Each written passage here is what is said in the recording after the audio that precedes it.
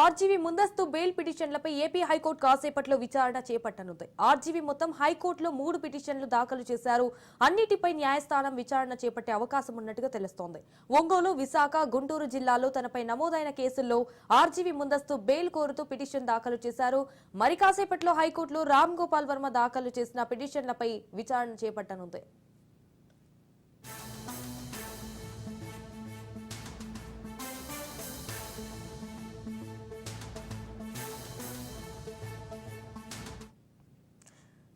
RGV ముందస్తు bail పిటిషన్లపై AP high court కాసేపట్లో విచారణ చేపట్టనుంది. ఆర్జీవీ మొత్తం హైకోర్టులో 3 పిటిషన్లు దాఖలు చేశారు. సో అన్నిటిపై న్యాయస్థానం విచారణ చేపట్టే అవకాశం ఉన్నట్టుగా తెలుస్తోంది. రైట్ గా దీనికి సంబంధించి మరిన్ని డీటెయిల్స్ మా ప్రతినిధి క్రాంతి ఫోన్ ద్వారా అందిస్తారు. క్రాంతి.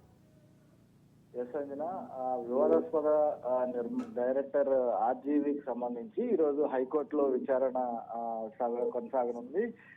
ముందస్తు బెయిల్ పిటిషన్ కి సంబంధించి ఈ రోజు హైకోర్టులో వేసిన నేపథ్యంలో దానికి సంబంధించి ఈ రోజు విచారణ కొనసాగే అవకాశం ఉంది. పోలీసులు అటు ఏవైతే కేసులు ఏపీలో కేసులు నమోదైనాయో గుంటూరు, ఒంగోలుతో పాటు విశాఖ 3 ప్రాంతాల్లో కేసులు నమోదవడం జరిగింది. ఈ 3 ప్రాంతాలకి సంబంధించి అటు ప్రభుత్వము సంబంధించి ఏదైతే కుట్రపూర్తిగా తనని అరెస్ట్ చేసేందుకు పోలీసులు ప్రయత్నిస్తున్నారు. తనకి సంబంధించిన ఆరోపణలు ఎక్కడా కూడా రుజువు కాకుండా కేవలం తనని ముందస్తుగా అరెస్ట్ చేసేందుకు ప్రివెన్షన్ చేయాలంటూ కూడా ముందస్తు బెయిల్ పిటిషన్ ఈ రోజు హైకోర్టులో వేయడం జరిగింది. అయితే హైకోర్టులో ఈ రోజు నిన్న జరగాల్సిన విచారణని న్యాయమూర్తి ఈ రోజు వాయిదా వేయడం జరిగింది. ఈ రోజు విచారణ జరిగే అవకాశం ఉంది. విచారణ అనంతరం కూడా ఏ రకంగా ఉండబోతుంది అంటే ముందస్తు బెయిల్ పిటిషన్ కి సంబంధించి ముందస్తు బెయిల్ ఇచ్చే అవకాశం ఉందా లేదా అనేది కూడా కొంత వేచి చూడాల్సిన అవసరం ఉంది. ఒకవేళ ముందస్తు బెయిల్ కనుక ఆర్జీవీకి వస్తే పోలీసులు అరెస్ట్ చేసే అవకాశం అయితే లేదు. దాంతో పాటు విచారణకి ఏ రకంగా సహకరిస్తారనేది కూడా కొంత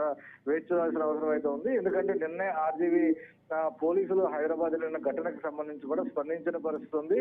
పోలీసులు సంబంధించి అరెస్ట్ చేస్తున్నారు, తను దాక్కున్నారనే వార్తలకు సంబంధించి ఆర్జీవీ ఖండించిన పరిస్థితి. తను ఎక్కడా దాక్కోలేదు, షూటింగ్ లో ఉన్నారంటూ కూడా ఆర్జీవీ స్పష్టం చేసిన నేపథ్యంలో మరోపక్క తను పెట్టిన పోస్టులకి సంబంధించి కూడా కొంచెం వ్యంగ్యంగా మాట్లాడటం కూడా జరిగింది. తన పెట్టిన పోస్టుల పట్ల పోస్టుల తాలూకా ఎవరైతే వ్యక్తులు ఉన్నారో వాళ్ళు ఎక్కడా కూడా ఇబ్బంది పడకుండా థర్డ్ పార్టీకి సంబంధించిన వ్యక్తులు ఇబ్బంది పడ్డారు అంటే ఏ రకంగా ఆ సెక్షన్ లో తన పైన నమోదు చేస్తారు.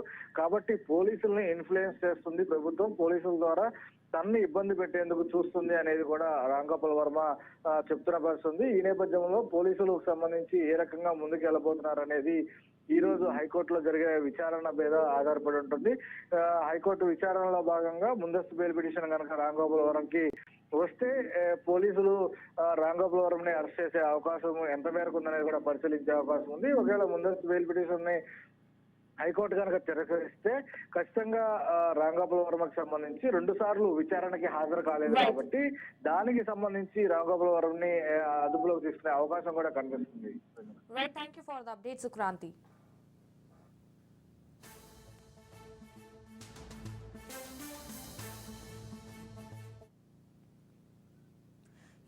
ఏపీ పోలీసుల గాలింపుపై డైరెక్టర్ రామ్ గోపాల్ వర్మ స్పందించారు. కేసులకు భయపడడం లేదంటూ వీడియో రిలీజ్ చేశారు.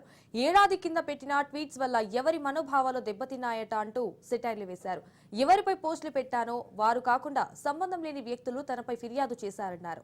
ట్వీట్స్ తో సంబంధం లేని వారి మనోభావాలు దెబ్బతింటే ఈ కేసులు, సెక్షన్లు ఎలా వర్తిస్తాయని ప్రశ్నించారు. అయితే పోలీసులను ఆయుధంగా చేసుకుని రాజకీయ నేతలను పాలన చేస్తున్నారని విమర్శించారు. ప్రస్తుతం ఓ మూవీ షూటింగ్ లో ఉన్నానని, నిర్మాతకు నష్టం వస్తుందని ప్రస్తుతం విచారణకు రాలేకపోతున్నానని ఆర్జీవీ తెలిపారు.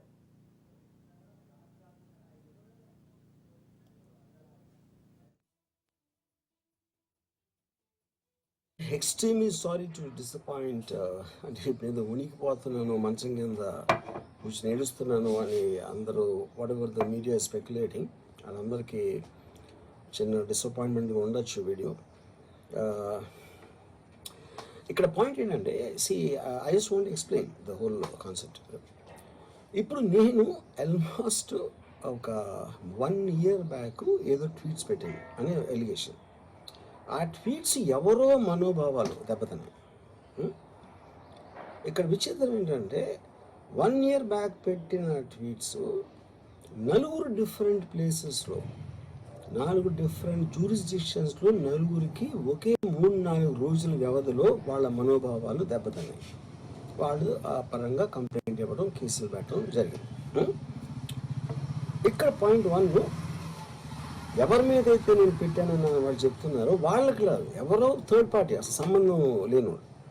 సో ఆ కాంటెక్స్లో అసలు ఈ కేసు ఎలాగా, ఈ సెక్షన్స్ ఎలా వర్తిస్తాయి అనేది అప్పుడు ఆబ్వియస్గా నాకు వచ్చే అనుమానం కానీ, నాకు కానీ నా మనుషులు కానీ, ఇది ఒక పర్సిక్యూషన్ చేయటానికి ఒక పద్ధతి ప్రకారం ఉన్న అలౌబుల్ లాస్ని వాడుతున్నారా, లేకపోతే ఇప్పుడు వరల్డ్ ఓవర్ ఒక ఫినామినా ఏం జరుగుతుందంటే పొలిటికల్ పార్టీస్ వాళ్ళు they are weaponising the systems of the police. అది అమెరికాలో జరుగుతుంది, యూరోప్లో జరుగుతుంది, ఇక్కడ కూడా జరుగుతుంది. యూనో, అప్పుడు నేను ఏ ఒక్క వ్యక్తిని, ఒక పోలీస్ ఆఫీసర్ని కానీ, ఒక పొలిటికల్ పర్సన్ కానీ నేను బ్లేమ్ చేయట్లా. I think it happens in certain ఒక ఏమంటారు దాన్ని, ఒక వే. అది అందరూ కూడా ఎంతో కొంత అది చేయటానికి టెంప్టేషన్ ఉండొచ్చు. But eventually there is the law of the land which will take the final call. So అది that I completely agree, believe in that and abide by that as a citizen.